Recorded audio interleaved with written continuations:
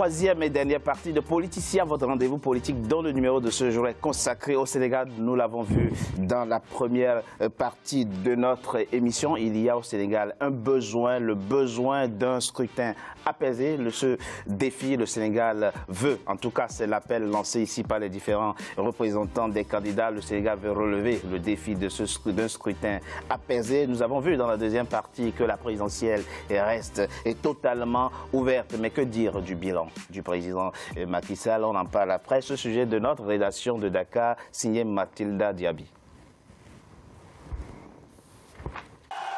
Le président Macky Sall veut gagner la présidentielle du 24 février 2019 et défend son bilan face à ses 4 adversaires. Santé, éducation, formation professionnelle, infrastructure, accès à l'eau potable et à l'électricité. Autant de domaines que le candidat de la coalition Benno Bokk Yakaar dit avoir privilégié pour élever le Sénégal au rang de nation émergente. Depuis le 3 février 2019, il bat campagne à travers le pays et rappelle aux Sénégalais de tous les territoires chaque réalisation de son septennat. Programme d'urgence de développement communautaire. À Tambacounda, j'ai mis en place le programme d'urgence communautaire. 1,7 milliard de francs CFA ont été investis pour l'acquisition de matériel d'allègement. En termes d'assainissement, je ne reviendrai pas sur ce qu'on a réalisé car cela est évident. Cependant, le bilan du président Macky Sall demeure controversé. Ses adversaires et certains observateurs lui reprochent l'instrumentalisation de la justice, notamment suite à la condamnation de 2 de ses opposants, Khalifa Sall et Karim Wade. Malgré des projets de désenclavement mis en œuvre dans plusieurs régions du pays depuis 2012, certains accusent Macky Sall de ne pas appliquer de politique de décentralisation comme il l'avait promis. Le président Macky Sall est allé à Kolda vous promettant des gynécologues, des journalistes. Je me suis dit, celui-là ne sait pas ce qui se passe ici. Ce n'est même pas de l'ignorance, c'est juste qu'il est perdu. Où sont les conseils présidentiels qu'il faisait? Les conseils des ministres décentralisés? C'est également sur le plan économique que le bilan du chef de l'État sénégalais fait débat. De son côté, il insiste sur la réduction des prix des denrées de grande consommation dès son arrivée au pouvoir et qui n'ont pas augmenté jusqu'à la fin de son mandat. Certains lui reprochent de favoriser les grandes entreprises multinationales au détriment des entreprises sénégalaises, particulièrement en ce qui concerne les chantiers du pôle urbain de Diamniadio ou la future exploitation des réserves pétrolières. Quand vous faites un appel d'offres pour construire un TER, aujourd'hui, on n'a aucune compagnie capable de faire ce type d'activité ici au Sénégal. Le secteur privé national n'est pas encore à ce niveau. Il nous faut progressivement accompagner notre secteur privé national. La modernisation de l'administration publique à travers la réforme constitutionnelle de 2016 compte également parmi les réalisations du président Macky Sall. La mise en œuvre de la première phase du plan Sénégal émergent axée sur la transformation structurelle des bases de l'économie, la promotion du capital humain et la bonne gouvernance a valu le satisfecit des partenaires étrangers. Pour rappel, c'est face à Ousmane Sonko, Issa Sall, Idrissa Seck et Madické Niang que le candidat Macky Sall doit convaincre les Sénégalais de lui faire confiance une seconde fois. Quand on est candidat à sa succession, on met toujours en avant son bilan. Mais quand on est de l'opposition aussi, on critique toujours systématiquement le bilan de Macky Sall. Que dire donc des 7 ans que le Sénégal vient de passer avec le président Macky Sall en termes de bilan? Moi, je suis toujours surpris parce que quand je les écoute, d'ailleurs, lui, je vais le féliciter quand même. Parce qu'avoir le courage d'aller défendre le bilan de Macky, il faut le faire. Vous trouvez? Ben oui, lui-même a peur. On lui propose un débat au Sénégal pour parler de son bilan et il dit qu'il ne va pas avec les autres candidats. Quand on est sûr de soi, on ne refuse pas une telle opportunité. Donc, défendre le bilan de Macky Sall aujourd'hui, le bilan n'est pas matériel que simplement matériel. Ce que vous dites est intéressant. Mais on ne parle que de ça. Ce que vous dites, le bilan n'est pas que matériel, mais c'est aussi matériel. C'est aussi matériel ce que j'accepte. Le pont de Gambie dont il parle là, vous savez ce qui s'est passé? Ils ont inauguré le pont. 2 semaines après, les gens ont pris Voici ce que dit le président Macky Sall. N'écoutez pas ça. Non, mais d'accord. Au Sénégal, on n'écoute plus Macky.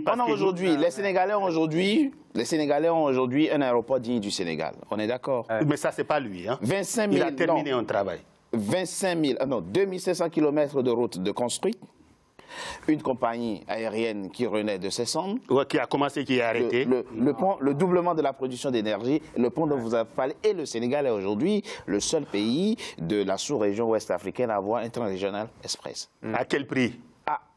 C'est ça le problème. En fait, donc tout ça, vous dites, Non, écoutez. Ça ne fait pas encore un bilan qu'on peut mettre en avant, dites-vous. Très sincèrement, oui. Nous parler par exemple du TER, alors que ceux qui sont autour de ce TER ne mangent pas. La croissance dont ils parlent, personne ne sait où ça passe. Oui. On nous parle du pont de Gambie, qui ne nous appartient pas. Qui a été inauguré d'ailleurs il y a quelques semaines, en janvier dernier. Mais il a inauguré quelque chose qui lui appartient pas. Le 21 janvier précisément. Il a inauguré un produit qui ne lui appartient pas. C'est pour la Gambie, c'est pas pour le Sénégal. Le Sénégal a investi dans ce pont. C'est un investissement de la BAD qui a été initié bien avant qu'il arrive et avant même que Barrow n'arrive. Donc il faut se dire la vérité. Donc on ne dit pas qu'il n'a pas construit, mais il a construit où et à quel prix et au détriment de quoi? C'est là le problème. Quand il parle de 2500 km de route, vous pensez que c'est seulement sur papier? En tout cas, quand on quitte Diamniadio pour Dakar, on voit que du bon travail a été fait.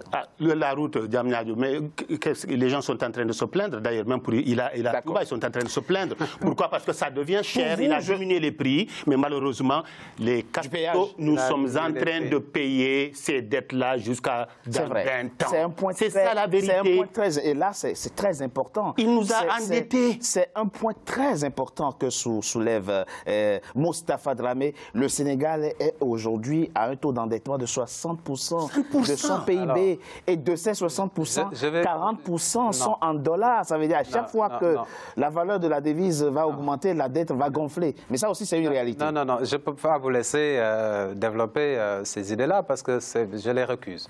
Aujourd'hui, le taux d'endettement du Sénégal, c'est 47,7%. Non, c'est 60%. Dans l'espace UEMOA, c'est 70%. OK? Donc, dans l'espace UEMOA, on nous demande, c'est-à-dire qu'il ne faut pas dépasser 70% d'endettement. La Côte d'Ivoire est à moins de 40%. Attendez, il faut qu'on s'écoute, Richard. Allez-y. Pour qu'on puisse vraiment développer. Oui. Dans l'espace UEMOA, il ne faut pas dépasser un taux d'endettement de 70%. Oui. Aujourd'hui, au Sénégal, on est à 47,7%. Un endettement est positif si c'est destiné à l'investissement. Quand vous vous endettez pour manger, là, ce n'est pas du tout productif. Alors, pour le bilan de Macky Sall, vous l'avez dit à juste titre, le FMI, la Banque mondiale, ils ont dit que les embouteillages coûtent 100 milliards de francs CFA au Sénégal chaque année. Je dois malheureusement relever et vous contredire. Il s'appelle Julio Ricardo Loaiza. C'est le représentant du FMI à Dakar. Oui. Il y a à peine quelques jours, il dit que la dette du Sénégal est de 60% de son PIB et il met en garde, il dit si jamais on ne maintient pas la croissance telle qu'elle est aujourd'hui, elle ne sera plus soutenable. Ça aussi, c'est la vérité qu'il faut dire. Alors, moi, j'ai les chiffres donnés par le président de la République le 31 décembre. Je n'invente pas mes chiffres. C'est 47,7%. Après, il peut dire ce qu'il veut, mais moi, j'ai les chiffres. D'accord. OK? Après, quand on parle d'émergence, c'est une réalité qu'on ne peut pas récuser. Oui. Je disais tout à l'heure, les embouteillages coûtent 100 milliards de francs CFA à l'État du Sénégal chaque année. Comment vous avez calculé? Au bout de 6 ans, vous avez amorti le TER. Et ça, ce sont des études sérieuses de la Banque mondiale, du FMI qui le disent, ce n'est pas moi. Quand vous allez en zone rurale, OK? Aujourd'hui, c'est ce que je disais tout à l'heure, les populations n'hésitent plus à se fixer parce qu'ils arrivent à trouver de l'eau. Mais on est encore... Je termine. Oui, allez-y très rapidement. Quand on parle des infrastructures, en 2012, on avait 32 km d'autoroute. Aujourd'hui, on est à 221 km d'autoroute. Avec l'autoroute Ila Touba. Il vient de réaliser Dakar, Thiès, Mbour, ainsi de suite. Il a inauguré récemment. Absolument. Quand il veut réduire la belle réalisation, le pont Sénégambie, mais je dis qu'il n'a rien compris. Parce que pour traverser la zone naturelle de la Casamance, les gens mettaient 2 jours parfois avant d'accéder à la Casamance. Parfois, ils contournaient carrément. En passant par la Gambie. Tout à fait. En passant par la Gambie avant de revenir au Sénégal. Même pas 30 minutes, vous êtes en Casamance. Non, ça, c'est une prouesse. Et attendez, pour traverser. Ils ont arrêté. Je termine. Parce que le président Abdou Diouf a eu à féliciter le président Macky Sall. Parce que tous les présidents ont voulu réaliser ce pont-là, ils n'ont pas réussi à le faire. Donc c'est une prouesse et les populations du Sud sont en phase avec le président Macky Sall. Donc, aujourd'hui, quand on parle de la circulation urbaine, vous savez qu'on va mettre en place le BRT, le bus transit rapide, pour désengorger la capitale. Parce que la problématique aujourd'hui, et là on est au plan social, parce que c'est vrai que des infrastructures ont été construites indéniablement. Je l'ai rappelé de la compagnie aérienne à l'aéroport de Diamniadio. La vraie question problématique aujourd'hui, c'est-à-dire celle qui concerne le panier de la ménagère sénégalaise. Et les chiffres sont là, on est encore... Depuis que Macky Sall est au pouvoir, le taux d'inflation n'a pas augmenté. Non, je vous parle, je vous parle du taux de pauvreté. Ce n'est pas nous qui déterminons. La pauvreté n'a pas sensiblement reculé au Sénégal, même si des efforts sont faits. Mais si, la pauvreté a reculé. Mais non. Je ne peux pas vous laisser dire que la pauvreté n'a pas reculé. Non, je n'ai pas dit sensiblement reculé. C'est un rapport du FMI de la Banque mondiale qui le dit. Oui, c'est un rapport du FMI si vous voulez. Moi, aujourd'hui, je vous dis que la pauvreté a reculé. Mais non, en 2018, parce que si vous prenez la couverture maladie universelle, si vous prenez les bourses familiales, ça a permis de toucher 3 millions de Sénégalais.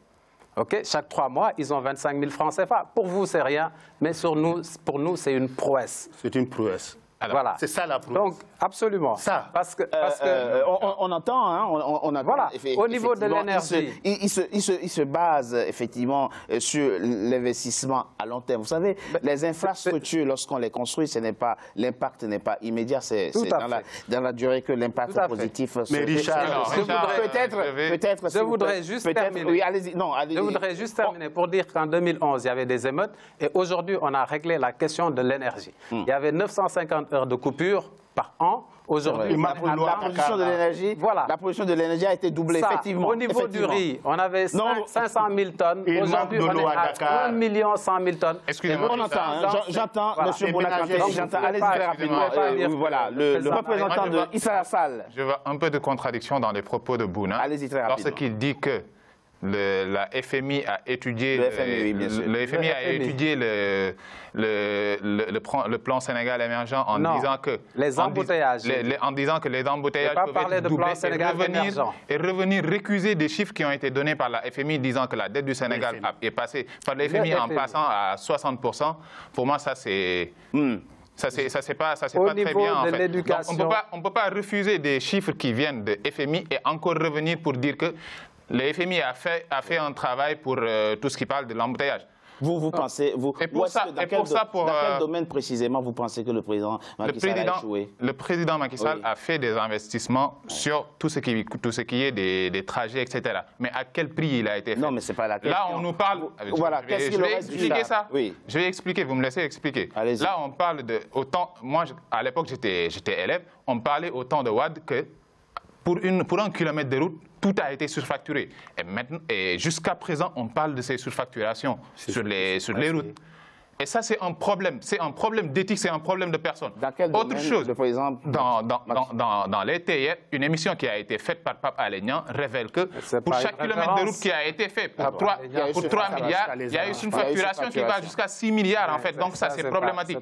Et autre chose, lorsqu'il parle du bilan du président Macky Sall, là, on nous parle de le PSE qui permet d'investir. Est-ce qu'un centre qui a été construit à Diamniadio, Sénégal émergent, oui. Est-ce qu'un centre qui a été construit à Diamniadio, dénommé un centre, etc., Abdou Diouf, qui sert à rien, qu'est-ce qu'il va servir au Sénégal? Est-ce que ce centre-là peut faire un retour d'investissement? Les milliards qui ont été construits. Vous ne me dites pas où il a échoué précisément et qu'est-ce qu'il aurait dû faire. Je vais vous dire une chose. Malheureusement à la fin. Laissez-moi juste terminer sur ce point-là. Mais alors, quelques secondes. Quelques secondes.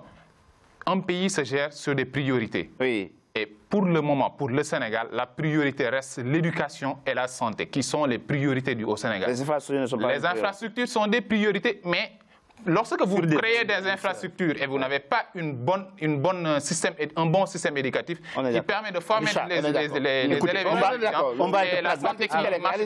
On va être pragmatique. Il nous a dit 2018, année sociale. Oui. 2018, année sociale. Selon l'indice de développement humain, qui est l'indice le plus propice d'ailleurs, mieux que la croissance, en 2018, sur 189 pays, le Sénégal est 164e. Et sur 53 pays de l'Afrique, nous sommes 31e. 54% de nos compatriotes vivent dans la pauvreté et la malnutrition. Non, ça, c'est l'indice de développement. C'est autour de 50. Mais Allez-y. Quoi de 50? Le taux? Alors, oui. Moi, je termine. D'accord. On est 31e sur 50... Oui. 31e sur les 53 pays de la Donc, l'année 2018 n'a pas été sociale comme l'a promis le président. C'est là où se trouve la vérité, ça. C'est là la vérité. Et Macky Sall, la vérité, c'est... Le programme d'Idrissa Seck n'est jamais réalisé dans ce monde-là. Je pense que Djibril... Je vais juste parler de ce que je disais en fait. Là, lorsqu'on parle de programme, pour le PUR, son programme tourne autour de régler les problèmes d'inégalité. On ne peut pas comprendre qu'un Sénégalais qui habite à Fongolémi étudie dans des cages, alors qu'un Sénégalais qui habite à Dakar étudie dans des... Plus de justice sociale, il faut régler ces problèmes-là. C'est entendu. Voilà. Merci. Très rapidement. Alors, en quelques secondes, au niveau de l'éducation aussi, le président Macky Sall a fait des prouesses. Au niveau de la capacité d'accueil, laissez-moi finir. Une année universitaire au Sénégal se fait sur 2 ans. On ne peut pas dire qu'il a fait des prouesses. Une année scolaire se fait sur 2 ans. Il n'a rien fait dans l'enseignement. D'accord. Mais non, il y a des grèves partout. Soyons sincères, une année ne peut pas se faire sur 2 ans. Les universités privées les étudiants ne peuvent même pas aller parce qu'ils n'ont pas payé la dette. Alors, la dette aux universités privées. L'indemnité de logement des enseignants est passée de 60 000 à 100 000. Allez. Il a recruté 8 000 enseignants. Les abris provisoires, zéro abri Bouna Kanté, on l'a vu, membre de la... S'il vous plaît, Bouna Kanté, malheureusement, nous avons malheureusement... Vous venez de Tamba, vous m'avez dit? Je termine juste avec les perspectives, avec 5 grandes initiatives nationales. PSE Jeunes 2035. Merci. Bouna Kanté, on l'a bien vu, malheureusement, on reviendra après la présidentielle. On reviendra après la présidentielle sur... On reviendra, s'il vous plaît. Le 24 février, le 24 février, heureusement que Macky lui-même n'est pas allé défendre son programme. Nous l'avons dit, ils seront donc plus de 6 millions d'électeurs à se rendre aux urnes le 24 février pour élire le prochain président de la République. Un scrutin que nous souhaitons en tout cas apaiser pour le Sénégal. Merci à vous d'avoir participé à ce débat pour évoquer la présidentielle dans votre pays. Le Sénégal, un grand pays qui doit relever le défi de la stabilité et de la paix. C'est la fin, mesdames et messieurs, de Politicien, votre rendez-vous politique que je vous remercie d'avoir été nombreux à suivre. Restez toujours fidèles au programme d'Africa 24. À très bientôt pour un nouveau numéro de Politicien. Encore une fois, merci de continuer à nous encourager et à nous soutenir puisque Africa 24 célèbre ses 10 ans d'existence. À très bientôt. À très bientôt. Merci à vous. Merci à vous.